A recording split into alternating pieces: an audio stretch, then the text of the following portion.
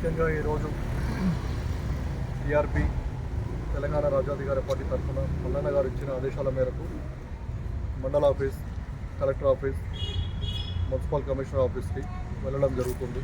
వినతి పత్రం అందజేయడం జరుగుతుంది. ముఖ్యంగా అగ్రవర్ణాలు సిగ్గు తెచ్చుకోవాల్సిన మాట ఇది. 42% ఇస్తామని చెప్పి కామారెడ్డి డిక్లరేషన్లో చెప్పిన తర్వాత ఆ 42% కాస్త 17% తీసుకొచ్చిన కాంగ్రెస్ ప్రభుత్వం, రేవంత్ రెడ్డి గారు సిగ్గు తెచ్చుకోవాలి. మీరు కులగణన చేయమంటే కులగణన చేయరు, కులాల వారిగా విడదీయమంటే కులాల వారిగా విడదీసి మమ్మల్ని ఎవరు ఎంత % ఉన్నారన్నది చెప్పారు. ఏం చేద్దామనుకుంటున్నారు ఈ 42% గురించి? ఈ 42% గురించి ఇంకా మీరు పట్టించుకుంటూ ఉంటే ఇది సెంట్రల్ వరకు వెళ్ళవలసి వస్తుంది మాకు. కానీ సాధిస్తాం కంపల్సరీ. బీసీలమంతా ఏకమవుతున్నాం. ఇప్పుడు ఒకటి గుర్తుపెట్టుకోండి, మీ గద్దెలు కదిలే టైం వచ్చింది. ఇప్పుడు గద్దెలు కదిలేదాకా తెచ్చుకుంటారో లేక ముందస్తుగా జాగ్రత్త పడి 42% ఇస్తారో ఇంకా మీ ఇష్టం, మీరు తేల్చుకోండి. ఇంకా ఆగే పరిస్థితి మాత్రం లేదు. ఉవ్వెత్తున ప్రతిరోజు బీసీ సమాజం ఎలా పైకి వస్తుందన్నది మీరు చూడండి.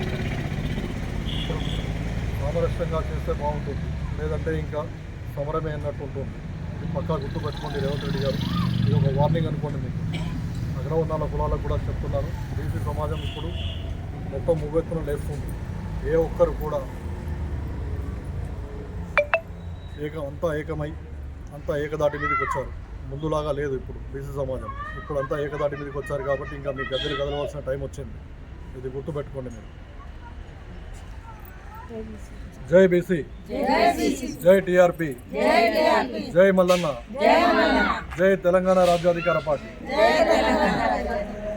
జై బీసీ, జై బీసీ, జై బీసీ.